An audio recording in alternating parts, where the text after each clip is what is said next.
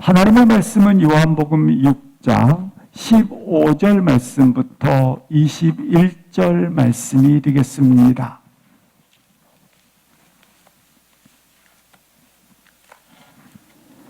하나님의 말씀은 요한복음 6장 15절 말씀부터 21절 말씀 함께 합독을 하시겠습니다. 그러므로 예수께서 그들이 와서 자기를 옥자로 붙들어 임금으로 삼으려는 줄 아시고 다시 혼자 산으로 떠나 가시니라. 저물매 제자들이 바다에 내려가서 배를 타고 바다를 건너 가버나움으로 가는데 이미 어두웠고 예수는 아직 그들에게 오시지 아니하셨더니 큰 바람이 불어 파도가 일어나더라. 제자들이 노를 저어 10여리쯤 가다가 예수께서 바다 위로 걸어 배에 가까이 오심을 보고 두려워하거늘 이르시되 내니 두려워하지 말라 하신대 이에 기뻐서 배로 영접하니 배는 곧 그들이 가려던 땅에 이르렀더라. 아멘. 어린아이가 도시락으로 가져온 보리떡 5개와 물고기 2마리를 주님께서 축사하신 후에 남을 때에 5,000명을 먹이고 12광주리가 남았던 오병이어의 기적이 있습니다. 여기에 있던 수많은 무리들이 이 기적의 현장을 목격하고 예수님께 억지로 요청하게 됩니다. 우리의 임금이 되소서, 우리의 왕이 되소서. 이들의 요청은 배고픈 허기진 우리의 배를 채워주는 자로 서 있어 주십시오. 우리가 지금 로마의 압제 가운데 있는데 우리로 자유케 해방을 가져오는 자로 서 계셔 주십시오. 이렇게 인간적 욕망 속에서 나오는 요구를 하며 예수님께 억지로 왕이 되어달라고 요청을 하고 있는 것입니다. 예수님은 이 요청을 듣고 3가지 태도를 취하시게 됩니다. 첫 번째는 무리들을 흩으십니다. 두 번째는 제자들을 오늘 벳세다라는 곳에서 오병이어의 기적의 역사가 있었습니다. 그 반대편인 갈릴리 바다의 건너편으로 바로 가버나움으로 건너가라고 말씀을 하시면서 제자들을 떠나보내게 됩니다. 그리고 주님은 홀로 산에 기도하러 올라가셨더라. 이렇게 3가지 태도를 취하게 됩니다. 먼저 요한복음 6장 15절 말씀을 보시겠습니다. 이렇게 그들이 와서 자기를 억지로 왕이 되어달라고 요청을 합니다. 그러나 예수님은 오늘 다시 혼자 산으로 떠나가시니라 말씀을 해주고 있습니다. 예수님은 무리들의 환호와 그리고 무리들의 그 왕이 되어달라고 하는 그 요구를 예수님께서는 휩쓸리지 아니하고 환호에 휩쓸리지 아니하고 오늘 본문 다시 혼자 산으로 떠나가셨다고 말씀을 하고 있습니다. 예수님은 신약 성경에 보면 전체적으로 큰 기적이 있을 때마다 항상 홀로 산으로 떠나 기도하시더라, 습관을 쫓아 기도하시더라는 말씀이 있습니다. 왜일까요? 사람들은 대부분 자기가 존중받아지고 그리고 더 많은 사람들로부터 인기를 얻어지고 높아지고 그리고 자기의 영향력이 커지고 자기가 위대해지기 시작을 하면 교만해지기 쉽습니다. 그리고 이렇게 인정받기 시작하면 자기가 모든 것을 할 수 있다고 착각을 하게 됩니다. 예수님은 그와 같은 것을 아시기 때문에 오늘 다시 한번 그가 하나님과 홀로 독대하는 시간을 가지시게 된 겁니다. 하나님과 독대함으로 내가 누구인지를 알게 되고, 내가 누구인지를 알 때에 다시는 하나님 앞에 서 있는 한 사람인 걸, 하나님 앞에 서 있어야 되는 단독자임을 알게 된다고 하는 겁니다. 그래서 자신이 어디에 서 있어야 되고, 어디로 가야 되고, 무엇을 향해 서 있어야 되는지를 깨닫게 되는 것입니다. 사랑하는 성도 여러분, 다시 한번 이와 같은 시험이 우리 가운데 올 때에 오늘 말씀처럼 하나님을 다시 깊이 만나시고, 하나님을 더 묵상하시고, 하나님 앞에 서 있기를 주의 이름으로 기도합니다. 어찌 보면 우리 가운데 나를 미워하는 사람이 나를 대적하고 나를 싫어하는 것보다 더 위험한 것이 있다면, 이처럼 내가 모든 것을 할 수 있다고 인정받을 때 그때가 더 위기가 아닌가 싶습니다. 계속해서 주님은 제자들을 이렇게 가버나움으로 보내셨는데 제자들의 상황을 보도록 하겠습니다. 16절을 합독을 하시겠습니다. 저물매 제자들이 바다에 내려가서 17절 배를 타고 바다를 건너 가버나움으로 가는데 이미 어두웠고 예수는 아직 그들에게 오시지 아니하셨더니 제자들은 예수님의 말씀을 듣고 곧바로 그들은 배에 내려갔다고 말씀을 하고 있습니다. 그리고 오늘 본문 16절, 17절에 내려갔을 때에 제자들에게 펼쳐진 세 가지 상황이 16절에 소개되어져 있습니다. 바다에 내려갔을 때에 첫 번째 상황은 저물매 상황입니다. 저물었다고 하는 것은 사면이 어두워졌기 때문에 사면을 바라볼 수 없는 캄캄한 상태, 어두움의 상태, 사면을 인식할 수 없는 상태라고 하는 것입니다.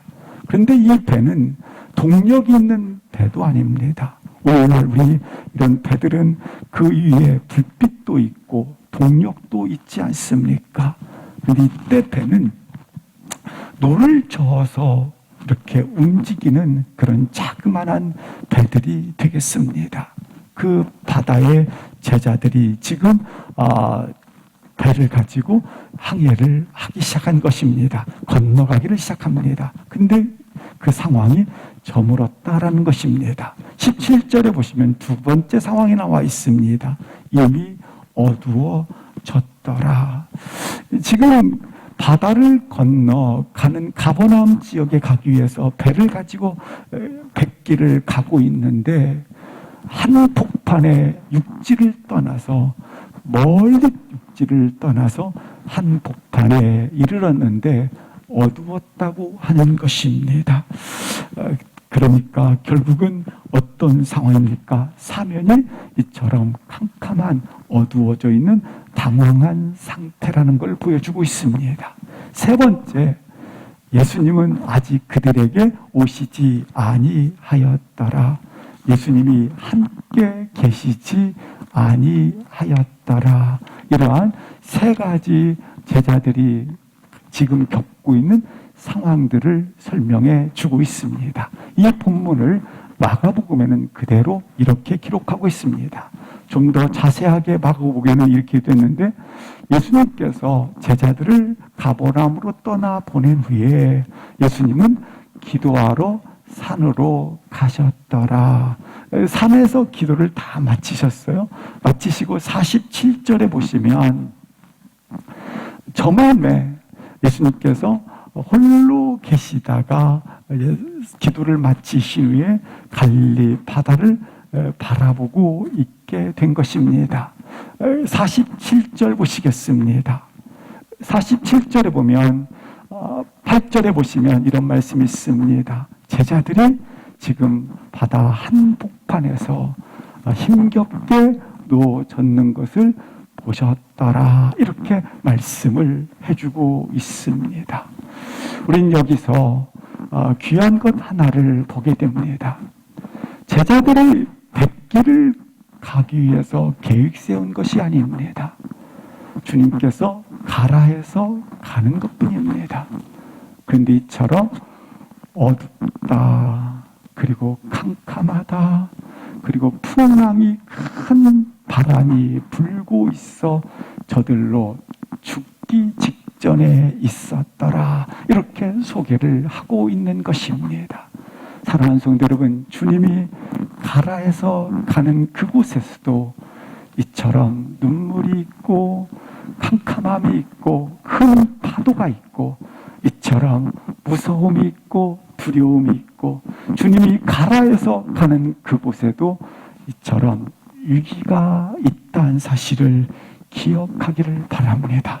이처럼 폭풍이 있는 것입니다. 주님은 오늘 우리 제자들에게 바다를 이처럼 건너가게 하신 것처럼 우리 또한 그렇게 말씀하십니다. 바다를 건너가라고 말씀을 하십니다. 야, 저곳은 안전하다, 저곳은 편안하다, 그런 곳을 가라고 하실 때도 있지만 어떤 때는 주님은 이처럼 바다로 건너가라고 말씀을 하신다고 하는 것입니다. 18절을 보시겠습니다. 큰 바람이 불어 파도가 일어나더라. 마태복음 14장 24절에 같은 본문을 자세하게 마태는 이렇게 기록했습니다. 배가 이미 육지에서 멀리 떠나서 맞바람이 거세게 지금 불므로 말미암아 큰 물결으로 그들이 고난을 당하더라. 파도가 크게 일음으로 말미암아 제자들이 시달리더라. 죽음에 이르게 되었더라. 이렇게 자세하게 마태복음에는 기록되어져 있습니다. 다른 표현으로 말하면 아무리 가버나움으로 가고자 애를 써서 노를 저었지만 한 걸음도 앞으로 전진할 수 없어서 그 자리에 머물러 있더라라고 하는 것입니다. 우리식으로 표현하면 이렇습니다. 우리가 신앙생활을 잘 계획에 맞춰서 승리하며 나아가는데 갑자기 어느 날 주님이 느껴지지 않는 것입니다. 예수님이 우리 가운데 여기 계시지 않더라 하지 않습니까? 함께 계심이 보이지 않는 것입니다. 신앙의 경주를 계획을 세워서 전진하는데 어느 날 갑자기 나도 모르게 이처럼 정체되어 있더라라고 하는 것입니다. 그런데 놀랍게 제자들은 오늘 그럼에도 불구하고 제자들의 반응이 나와 있습니다. 주님이 가라는 곳에 그들이 가기를 힘쓰고 뭐하면서 죽을 직전까지 이르면서 힘쓰고 있더라라고 하는 것입니다. 여기 제자들은 12명의 제자가 어부 출신들입니다. 따라서 어부 출신들이기 때문에 예수님을 만나기 전에도 오늘 본문에 있는 상황들을 경험을 했습니다. 이런 일들을 당해서 그들은 그래 맞바람이 불기 때문에 그들이 먼저 맞바람이 불기 때문에 뱃머리를 돌리면 안전하게 나올 수 있다는 걸 알고 있습니다. 그런 경험들을 가지고 있었어요. 근데 오늘 그들이 벳세다라 하는 곳에 육지, 오병이어의 그 기적의 현장, 열광과 흥분의 현장을 다시 가고 싶은 부분이 있습니다.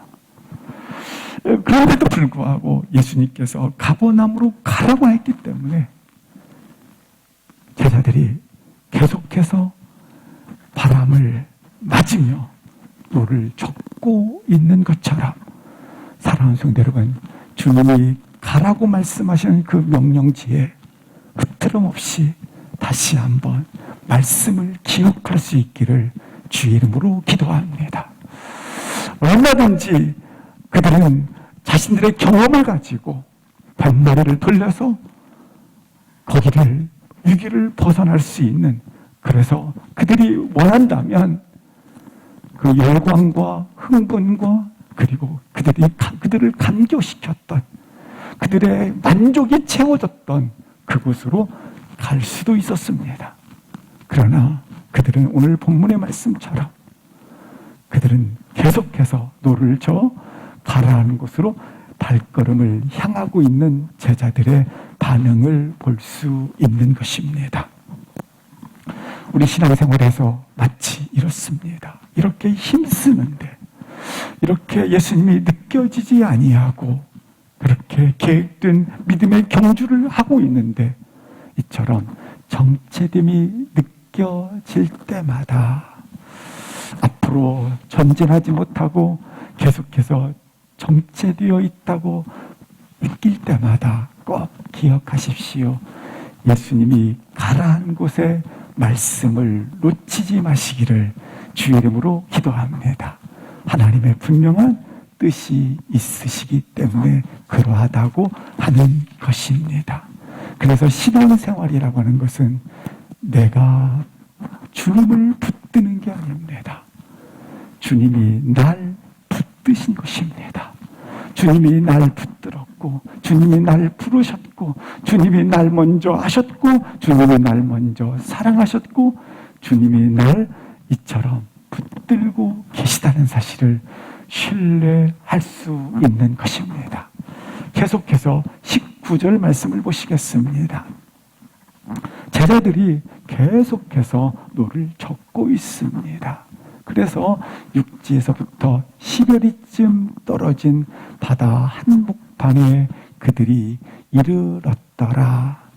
근데 이르러서 거기에서 그들이 죽음의 고비를 넘겨가고 있는 가운데 그 배에 가까이 주님이 오심을 보고 두려워하였다고 말씀을 하고 있습니다. 이 본문을 그대로 마태는 어떻게 기록하고 있는지 마태복음 14장 25절 26절 보시겠습니다. 이 본문 밤 사경입니다. 새벽 3시에 예수님께서 제자들에게 오셨습니다. 26절 보시겠습니다. 그러자 제자들은 바다 위로 걸어오시는 주님을 보고 유령이라, 사실 주님 바다 위로 걸어오시는 주님 구원자 보시니까 기쁘다 해야지 않습니까? 근데 유령이다 무서워하고 있습니다. 27절 보시겠습니다. 26절에 무서워했습니다. 오늘 본문을 보면서 우리가 한 가지 분명히 알 수 있는 것 있습니다. 우리 주님은 홀로 제자들을 위하여 산에 기도하러 올라가셨다고 말씀을 하고 있지 않습니까? 지금도 우리 주님은 하나님의 보좌 우편에서 서서 친히 우리를 위하여 기도하실 뿐만 아니라 이 땅에서는 성령님이 친히 우리 연약함을 아시고 말할 수 없는 탄식을 하며 친히 우리를 위하여 기도하고 계신다는 사실을 다시 한번 확신 갖기를 바랍니다.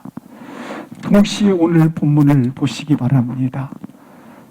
주님은 기도를 마치신 후에 산 위에서 제자들이 갈릴리 바다에서 이처럼 씨름하는 것을 보고 계시지 않았습니까? 보고 걸어서 제자들에게 오셨던 것처럼 우리 주님은 나를 보고 계시고 알고 계시고 걸어서 이처럼 찾아오신다고 하는 겁니다. 뭐 하기 위해서? 돕기 위해서 말입니다. 그렇습니다. 주님은 결코 우리를 외면하거나 주님은 우리를 결코 우리를 싫다하지 아니하신다는 사실을 볼 수 있는 것입니다. 뿐만 아니라 우리 주님께서는 오늘 본문의 말씀처럼 새벽 3시에 밤 사경에 이처럼 도우시려 찾아오시지 아니하겠습니까? 제자들이 가까이 주님이 다가오는 걸 보고 유령이라고 하고 있고 두려워하고 있고 무서워하고 있습니다. 사랑하는 성도 여러분, 주님은 이 시간 친히 우리를 위하여 기도하고 계시고, 그리고 우리를 위하여 어떻게 하셨도다?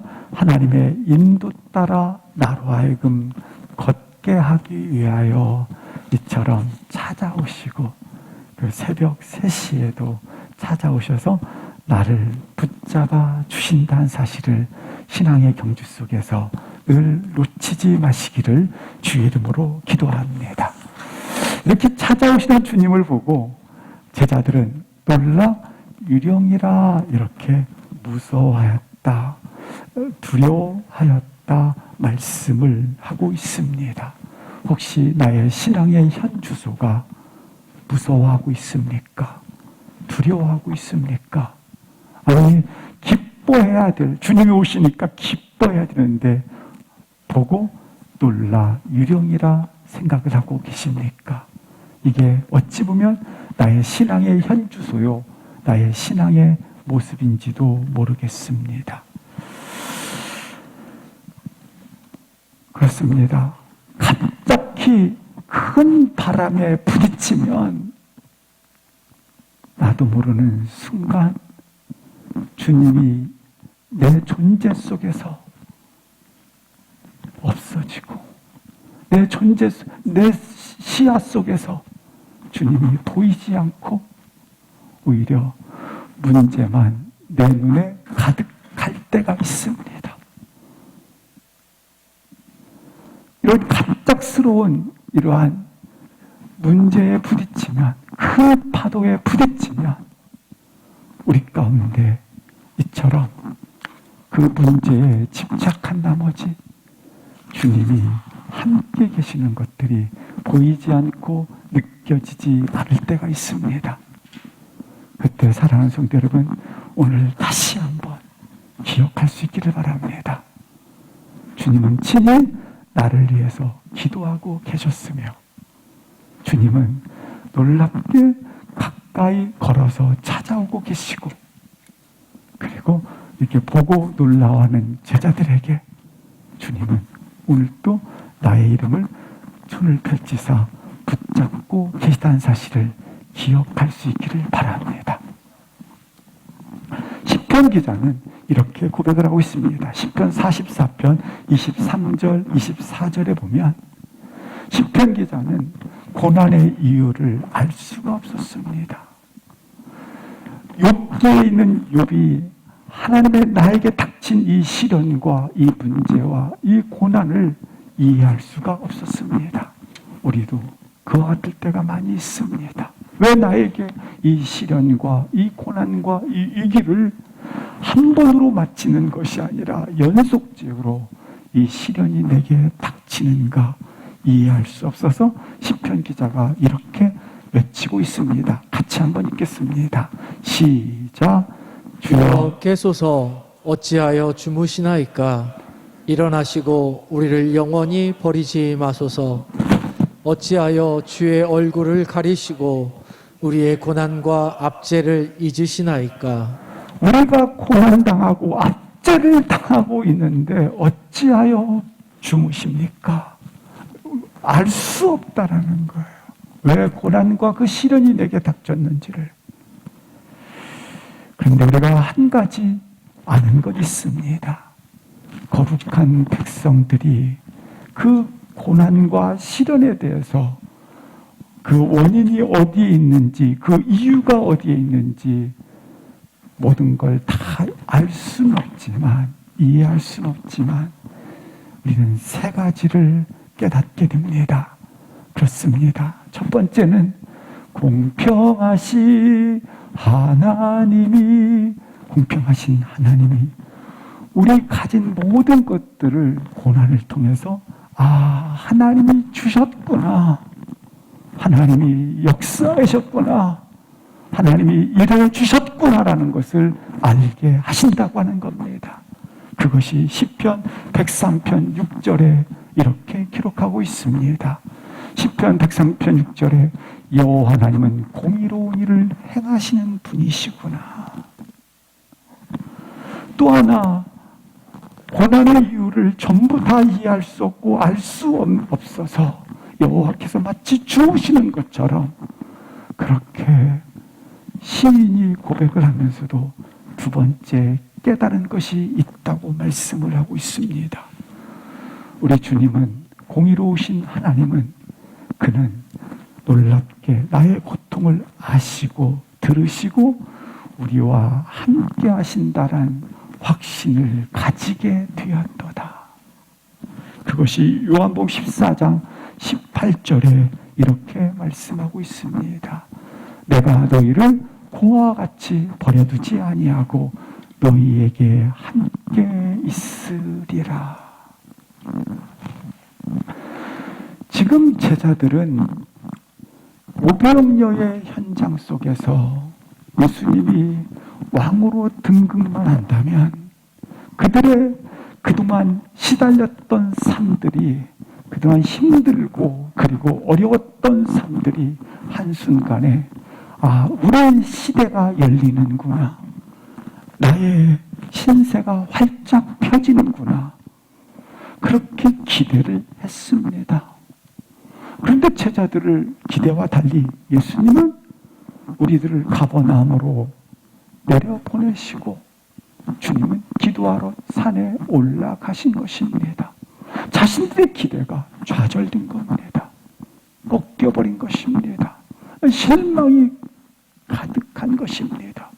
그런데 우리를 보내놓았는데 보내든 그 바다 한복판에서 죽음의 고비를 겪고 있는 것입니다. 그렇지 않아도 이 벳사다에서 오병이어의 그 기대를 꺾어버린 채 실망한 나머지 있는 제자들인데 그 기대를 만족하지 못하고 아파하고 있는데 더군다나 지금은 한복판에서 죽음과 사투를 벌이고 있는 것입니다. 그런데 그들이 후에 다음 주죠. 한 가지 깨닫게 됩니다. 이 일을 통해서. 세상 임금이라고 하는 그 자리를 내려놓는 순간 세상의 부귀 영화, 세상에 가져야 될 내 만족들, 기대들이 채워지는 것을 내려놓는 순간 영원한 왕이신, 영광의 왕이신, 영원한 하나님의 나라인 그 나라의 왕 되신 그분을 만나는, 그분이 오셔서 말씀하지 않습니까? 손을 펼쳐주지 아니하십니까? 한 가지를 잃어버렸지만, 작은 것을 잃어버렸지만 놀랍게 가장 큰, 무엇과도 비교할 수 없는 세상의 부귀영화를 한순간에 다 꺾여져 있었지만, 그 기대를 다 내려놓았지만 바다 위에 걸어오시는 예수님을, 영원한 왕이신 예수님을 만남으로 말미암아 영광의 나라들이 그들 속에 회복되어지고 채워지고, 그리고 그들이 이 나라를 가지게 되었다고 하는 겁니다.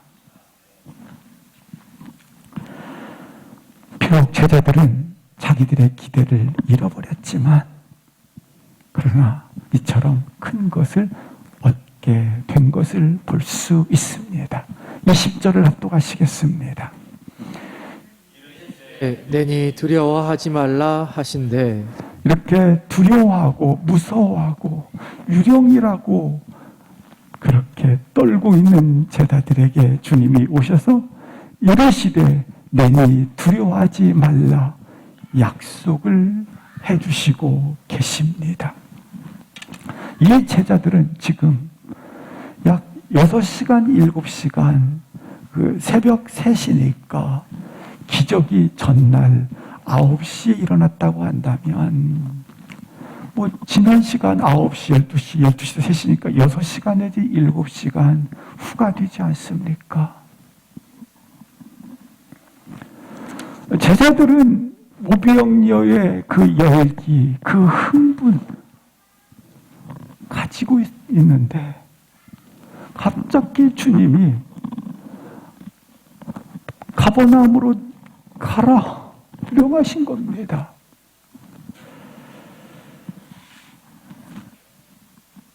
오병이어의 그 현장 속에 환호 소리, 그 열기, 그 흥분들, 거기를 그 흥분의 현장에서 분리시켜서 내가 살아야 할 현장이 어딘가를 보여주고 있다고 하는 것입니다. 믿음 생활의 현장, 신앙 생활의 현장, 우리가 걸어가야 되는 현장이 어떤 곳인가를 보여주고 계시다고 하는 것입니다. 이 일이 있고 난 후에 얼마 지나지 않아 주님은 이 세상을 떠나십니다. 남아있는 제자들에게 어떻게 이 땅에서, 너가 이 땅에서 걸어갈 때에 믿음의 현장, 신앙의 현장이 어디냐? 바로 어떤 곳이다? 이처럼 바다 한복판에 풍랑을 만난 것 같은 현장이라는 것에 세워두었다고 하는 겁니다. 사랑하는 성도 여러분, 우리가 살아가는 이 현장은, 우리의 믿음의 현장은 오늘 제자들이 바다 한복판에서 죽음의 사투를 벌이고 있는 그러한 현장인 것을 놓치지 마시기를 바랍니다. 왜 나만은 아닙니다.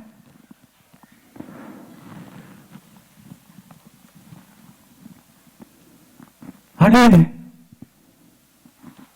그 바다 한복판에 있는 그 현장보다 더 위험한 현장이 펼쳐져 있기도 합니다. 12명의 제자는 사도 요한만 요한계시록을 밤모섬에 유배되어 기록했을 뿐 나머지는 다 순교 현장에 서지 않았습니까? 우리의 믿음의 현장, 신앙생활 현장은 그렇게 흥분되어 있고 환호 소리를 듣고 오병이어의 기적의 현장이 아니라 내가 살아야 되는 현장이 어딘가? 그 현장은, 내가 살아갈 현장은 내 힘으로 어떻게 이겨나갈 수 없는 현장이다. 우리가 감당할 수 없는 현장이다. 그래서 우리는 너가 이 현장을 살아갈 때 못하지 말라. 내 힘과 능으로 살지 아니하고 오직 주께서 주시는 능력으로 사시기를 주 이름으로 기도합니다. 이 현장이라는 거예요. 내가 믿음을 가지고 내가 신앙의 경주를 하는 이 자리, 내 힘으로 어떻게 이겨나갈 수 없고 내 힘으로 감당할 수 없는 풍랑이라는 겁니다.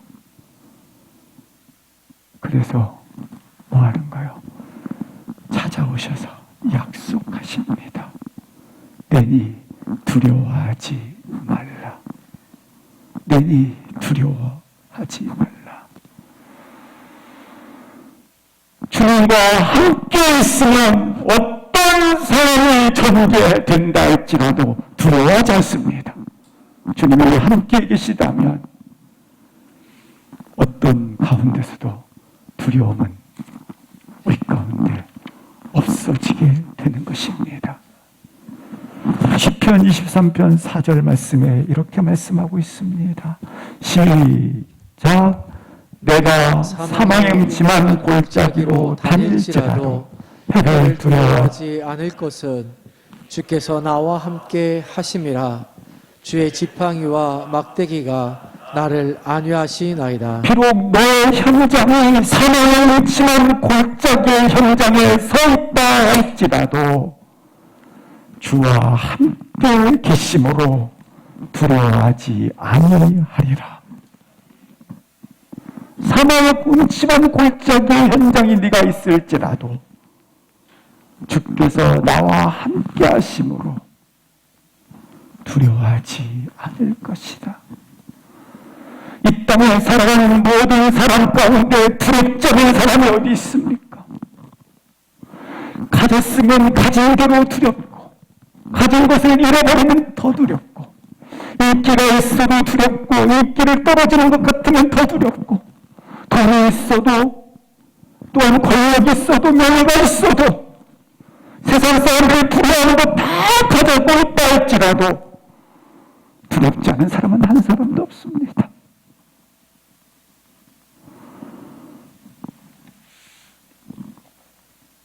그런데 주와 함께 있는 것, 그것만이 두려워하지 아니한다라는 것입니다.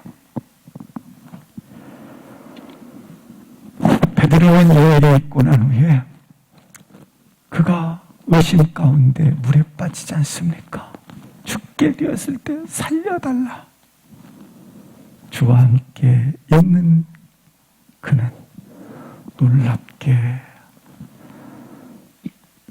주님을 바라보았다고 하는 것은 죽음 넘어서 계시는 주님을 바라보았다는 겁니다. 주님의 손으로 붙잡아 주셨고 그를 건져내사 배에 함께 들어가더라. 배에 끌어올리더라. 우리가 잘 아시는 나치 수용소에 아우슈비츠 수용소가 있지 않습니까? 그때 유태인들 약 200만이 죽게 됩니다. 가스실에서. 매일매일 공포요 두려움이 아니겠습니까? 연합군의 병사가 그곳에 들어갔는데 깜짝 놀라게 됩니다. 그 벽에 이렇게 쓰여 있었답니다. God is here. 여기에 하나님은 여전히 계십니다. 여기에 주님은 항상 나와 함께 있습니다.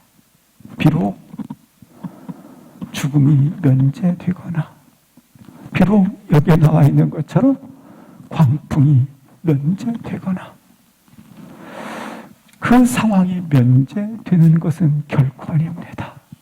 비록 면제되지 않았다 할지라도 놀랍게 그들이 죽음을 넘어서서 영원한 시간을 살았다고 하는 것입니다. 사랑하는 성도 여러분, 우리가 가지고 있는 이 시간들이 있어요. 그때 시간들을 하나님께서 선물로 나에게 주셨는데 이 땅에 잠시 있는 시간 속에 매이지 마시고 영원한 시간으로 살아가기를 주 이름으로 기도합니다. 우리는 살아감에 있어서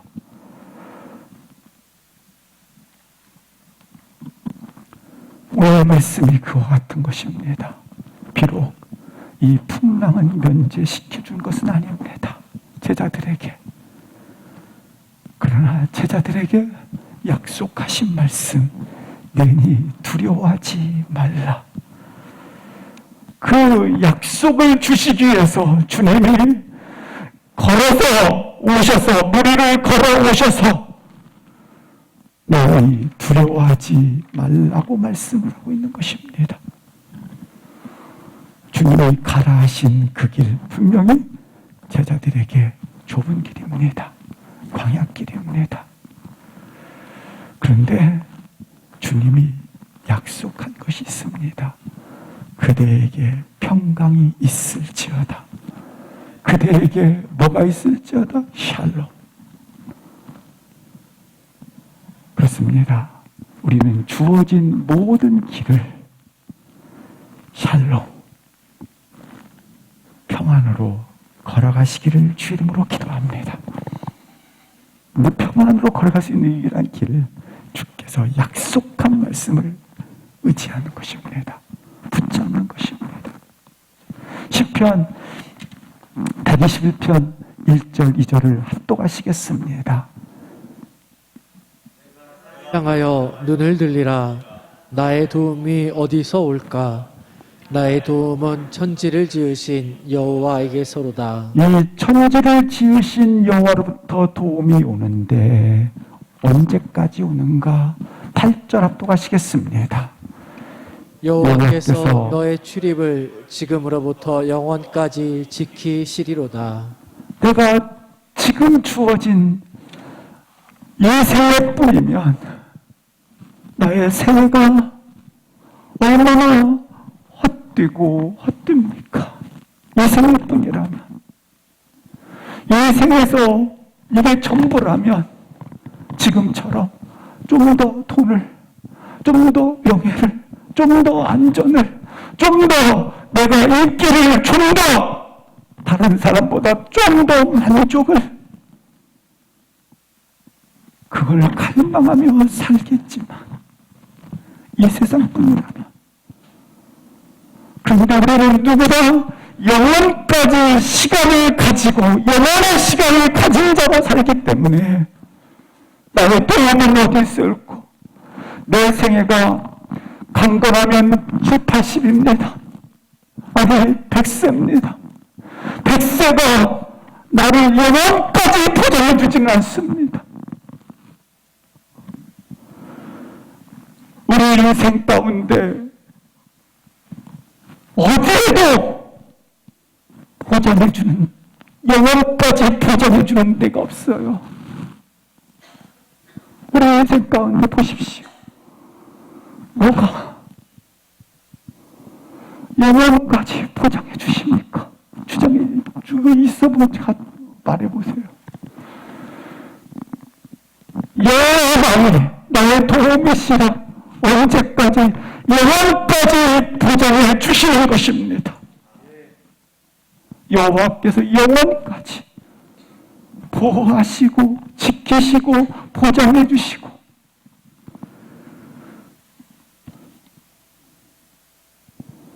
너희 두려워하지 말라. 이 말은 주만 의지하라, 주만 신뢰하라. 우리가 이 세상의 시간으로 내어서 좀 더 나를 보장해 줄 것 같았던 그것들을 갈구하고 그것들을 붙잡고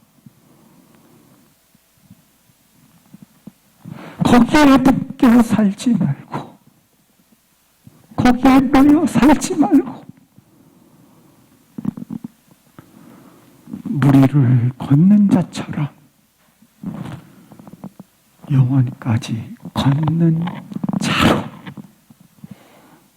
무리를 걷는 자, 영원까지 가진 자로, 영원한 시간을 가진 자로 살아가라는 거예요.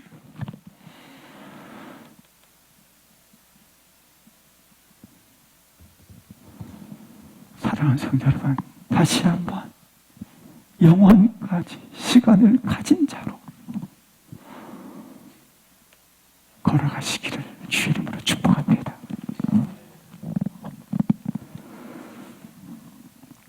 고난이 고난으로만 해석되는 분이 있어요. 그런데 오늘 무리를, 큰 파도가 무리를 걷는 것으로 해석이 되었던 것처럼 고난이 고난으로만 해석되어지는 것이 아니라 고난의 의미로 해석되어지기를 기도합니다. 이 땅이 전부가 아니다. 이 땅은 전부라고 말하는 생각은 짧은 시간 아니냐. 잠깐 있다 안개처럼 사라지지 않다냐. 이 땅이 이 시간이 전부가 아니다. 우리에게 주어진 영원한 시간이 더 중요하다.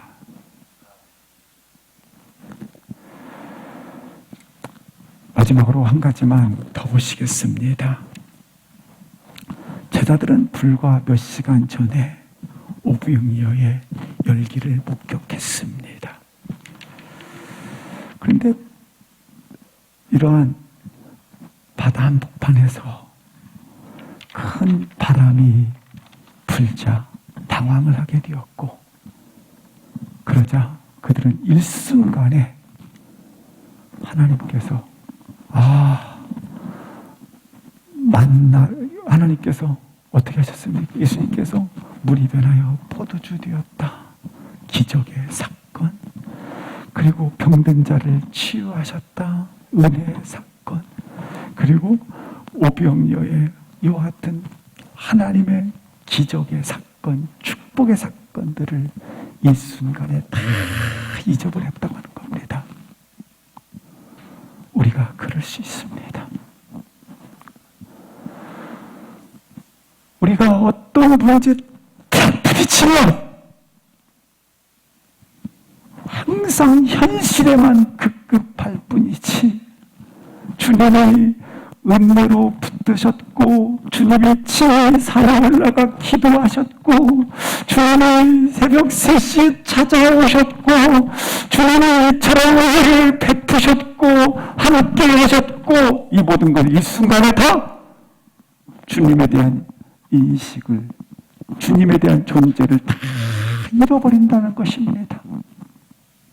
이스라엘 백성들은 놀랍게 하나님의 은혜로 10가지의 애굽에서의 기적들을 경험을 했습니다. 뿐만 아니라 호의 바다를 마른 땅같이 건넜고, 뒤에서 추격하는 애굽 부대를 하나님께서 몰살시켜서 하나님의 놀라운 은혜로 광야에 발을 내디뎠습니다. 내딛는 순간마저 그 은혜를 다 잊어버리고 기억지 못하고, 물이 없다고, 무궁화의 식이 없다고, 애국에 장지가 없어 여기에서 우리를 죽게 하느냐고 원망하고 불평하는 걸 보지 않습니까? 그렇습니다. 하나님의 은혜를 다 기억하고, 하나님의 말씀을 다 기억하고 마음에 새기지 않으면 모든 걸 다 일순간에 문제가 부딪히면 잊어버린다고 하는 겁니다.